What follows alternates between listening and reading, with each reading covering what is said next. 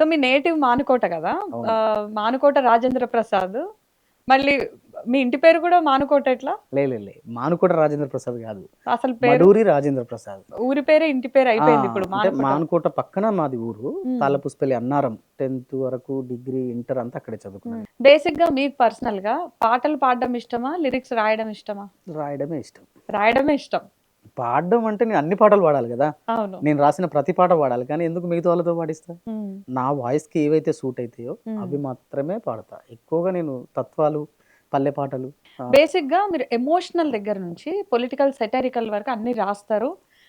So ఇందులో ఏది important అంటారా? అంటే ప్యూర్ మెసేజ్ ఇవ్వాలనుకున్నప్పుడు అందులో భావోద్వేగం ఇంపార్టెంటా, మెసేజ్ ఇంపార్టెంట్ అంటారా?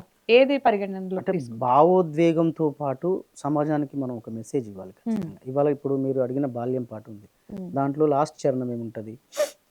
మోపెడు బరువయ్యే ఆంగ్లం చదువుల్లో బస్ ఎక్కి బందీగా మారిపోయారో బాల్యం.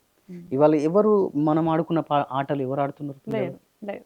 వాడు 7 o'clockకి లేవడమే పాపం, 7 o'clockకి లేస్తాడు. వాడు 7 o'clockకి లేచిందంటే అర్ధ గంటలో రెడీ అయిపోయి 7:30, 8 కట్ల వాడు బస్ ఎక్కి పోడే.